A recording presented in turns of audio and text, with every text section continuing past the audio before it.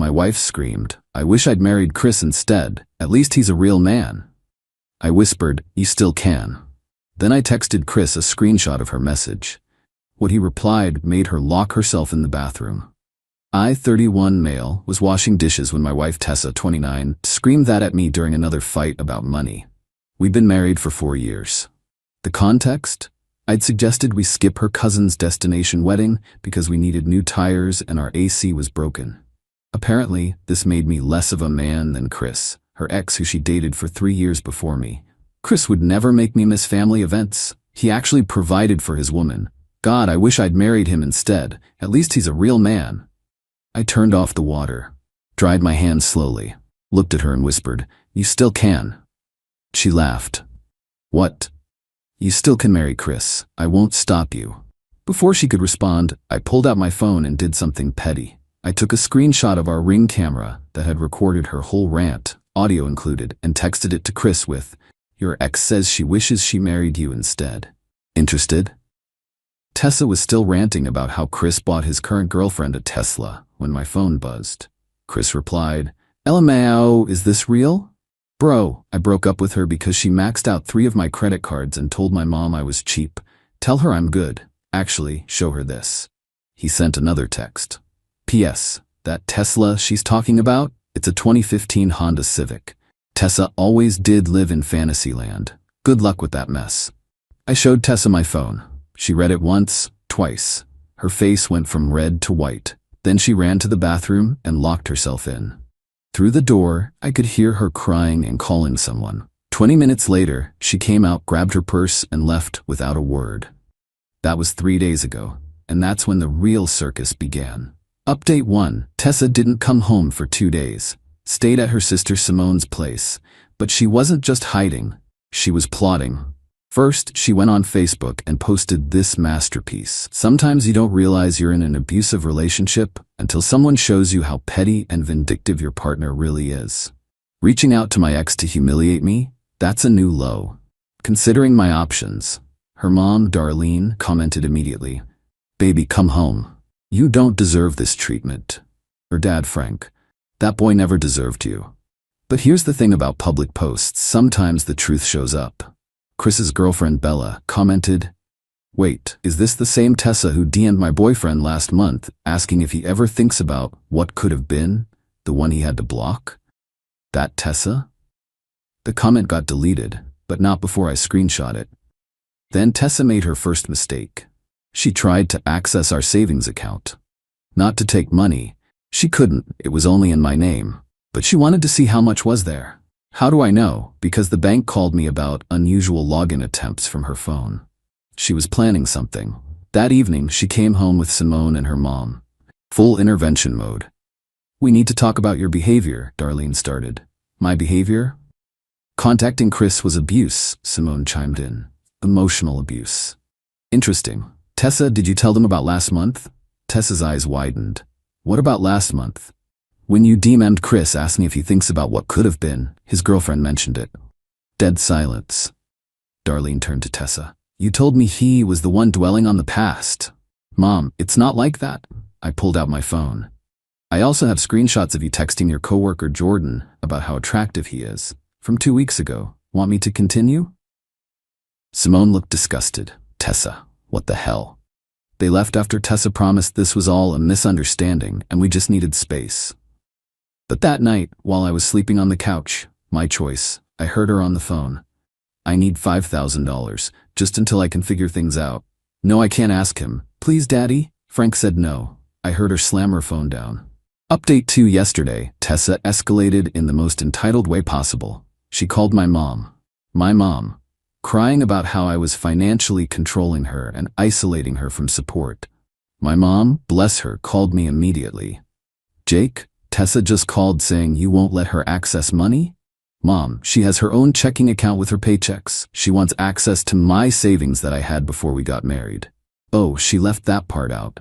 She also left out that she's been texting her ex and calling her coworker hot. "I see. Want me to handle this?" "Do what you think is best, Mom." My mom called Tessa back and apparently said, "Sweetheart, I raised my son to respect his partner. But I also raised him not to be a doormat. Stop calling me with lies, or I'll start telling people about the time you borrowed $200 from my purse at Christmas and never paid it back. Tessa was furious. She came home screaming about how I'd turned everyone against her. Everyone? I've talked to literally no one except showing you Chris's text. You told your mom lies. I told her the truth. You're mad because your lies didn't work. Then she dropped the bomb. I want a divorce, and I want half of everything. Okay? Okay? That's it? Yeah. Okay. File the papers. She was expecting a fight. Begging. Something. Instead, I started looking up divorce lawyers on my phone right in front of her. You're not even going to try to save this? She screeched. Save what? A marriage where you wish you'd married someone else?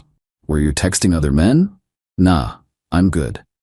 She grabbed her phone and called someone. Daddy? He's giving up on us. He's not even fighting for our marriage. I could hear Frank sigh through the phone. Tessa, you literally told him you wished you'd married someone else. But he's supposed to fight for me. Why? So you can keep treating him like garbage? No, sweetheart. You made this bed. She hung up on her own father. Update 3. Tessa tried to play the victim card hard this week. First, she posted on Instagram that she was going through a difficult time and needed support and prayers. She set up a Venmo with the caption, "Rebuilding after betrayal." Someone sent her $20. It was Chris, with the note, "For therapy, you need it." She blocked him everywhere and had a meltdown.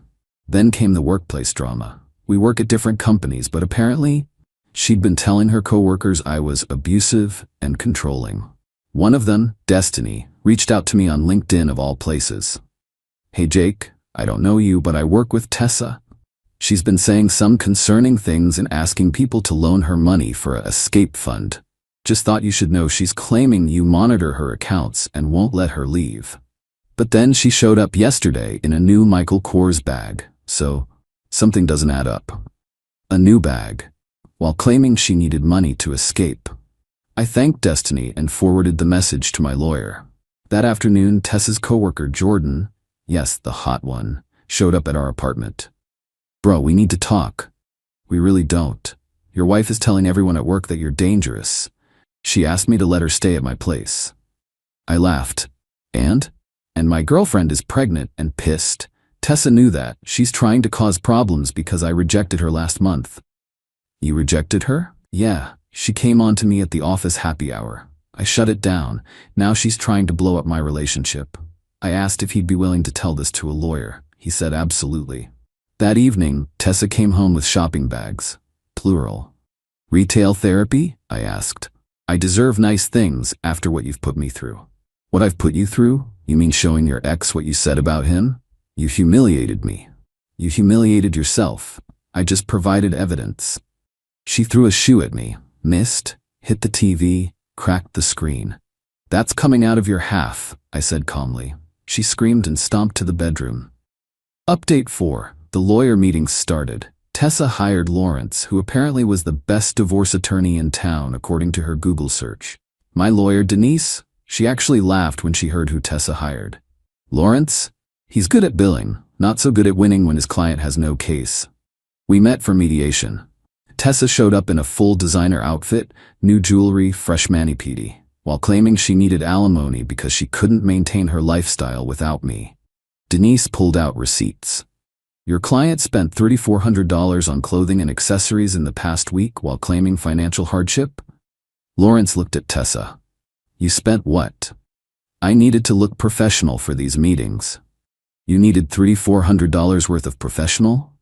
The mediator, an older woman named Dorothy, wasn't having it. Ma'am, you're employed full-time, have no children, and the marriage lasted 4 years. What exactly is your hardship? He emotionally abused me. How? He contacted my ex. After you said you wished you'd married him instead. Silence. Denise pulled out more papers. We also have statements from Jordan Martinez and Destiny Williams regarding your advances toward Mr. Martinez and your false claims about my client. Tessa turned white. How did you? They came forward voluntarily. Apparently, you've been causing problems at their workplace. Lawrence asked for a recess. I could hear him outside. You hit on someone at work and lied about abuse? Do you understand how this looks? When they came back, Lawrence said they'd consider a clean split. No alimony. Each keeps their own accounts and debts. No, Tessa said. I deserve compensation for my pain and suffering. Dorothy actually snorted. Pain and suffering? Ma'am, this is a no-fault divorce state, and even if it wasn't, you're the one who said you wanted someone else. We left without an agreement. Update 5. Tessa's entitlement reached peak levels this week. She decided if she couldn't get money from me legally, she'd try other methods. She started selling our stuff on Facebook Marketplace, except it wasn't ours, it was mine. My gaming console, my guitar, my signed baseball collection, all posted for sale. One problem, I work from home Fridays. I caught her loading my guitar into some dude's truck. That's theft, Tessa.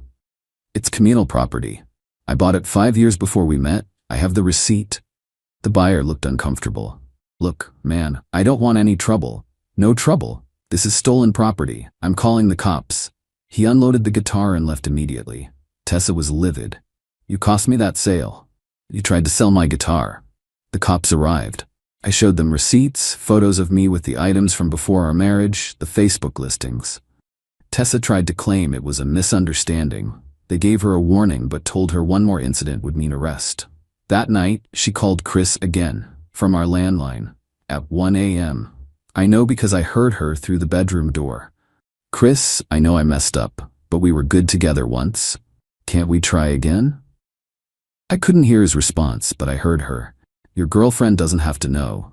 Oh, you're married now? Since when? Last month? You didn't post about it? Oh, you blocked me. She hung up and cried for an hour. Final update. The divorce was finalized yesterday. Here's how it all shook out. Tessa made one last desperate play. She showed up to court claiming she was pregnant. My lawyer immediately requested proof. I don't have the test with me, Tessa said. The judge, who was already over this case, ordered a recess for her to get proof. She came back with a pregnancy test that she tried to take in the courthouse bathroom. It was negative. Your Honor, my client appears to be having an emotional breakdown, Lawrence said, looking exhausted. The judge wasn't sympathetic. Miss Wilson, you've wasted this court's time with false claims, attempted theft, and now a phantom pregnancy. Here's my ruling. Clean split. Each party keeps their premarital assets and their own debts. Given Miss Wilson's behavior, she will pay Mr. Wilson $1,200 for the damaged television and attempted theft of his property. What? I have to pay him? You're lucky he's not pressing criminal charges. Any objection to this ruling, Counselor? Lawrence shook his head. No, Your Honor. Outside the courthouse, Tessa had her final meltdown, in front of everyone. You ruined my life. I gave you the best years of my life. 4 years, Tessa, and you spent them wishing you were with someone else. Darlene tried to calm her down. Honey, let's just go. No, he needs to know what he's losing. I know exactly what I'm losing. Someone who called me not a real man, who hit on her coworker, who lied about abuse, and who tried to steal my stuff. I'm devastated. Even Frank looked done. Tessa, enough. You did this. The best part? Jordan and Destiny were there as witnesses. Jordan's pregnant girlfriend was with him. She walked up to Tessa. You tried to ruin my relationship because my man rejected you. You're pathetic. Tessa tried to respond, but Bella, Chris's wife, yes wife, pulled up with Chris. They weren't there for court. The courthouse also does marriage licenses. They were picking up certified copies for their honeymoon. Tessa? Bella said, surprised. Oh right, your divorce. Chris, isn't this the ex who keeps calling you? Chris looked uncomfortable. Let's just go, babe. Wait, Bella said, turning to me. You're Jake? The one who warned Chris about her texts? Thank you. That helped us decide to elope instead of waiting. Didn't want any drama at our wedding. They left hand in hand. Tessa stood there watching her ex-boyfriend walk away with his new wife while she'd just been divorced and ordered to pay me money. She didn't even cry. Just stood there in shock. As of now, Tessa moved back with her parents. She was fired from her job for creating a hostile work environment. Jordan filed a complaint. Chris and Bella are on their honeymoon in Greece. She posted photos. Jordan and his girlfriend are doing great. I kept the apartment, my stuff, and my sanity. Last week, I ran into Simone at a coffee shop. She apologized for taking Tessa's side initially. She's my sister, but she's always been like this, always wanting what others have, never appreciating what she had. You're better off. I know. She's still talking about Chris, shows us his wedding photos saying, that should have been me. But she had her chance with him, and with me. Yeah, but Tessa doesn't want what she has. She wants what she can't have. Always has. Yesterday I got a text from an unknown number. Jake, I'm sorry, can we talk? I replied no, then blocked it. I'm doing good now. Started therapy to process everything, healthily, unlike buying $3,400 in clothes. Joined a hiking group. Even went on a date last week with a woman named Carmen, who laughed when I told her the story and said, at least my ex just stole my Netflix password. To everyone asking if I regret texting Chris, nope. He deserved to know his ex was still obsessed, and his response ended her fantasy immediately. The most ironic part? If Tessa had just been honest about being unhappy instead of cruel, we could have divorced amicably. Instead, she lost everything chasing a fantasy that never existed. But hey, at least she's got those designer bags to keep her company. Edit. Stop asking for Tessa's Instagram. Let her rebuild in peace.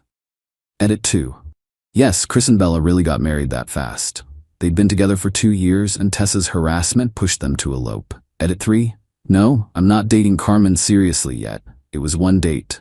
I'm taking time to heal properly.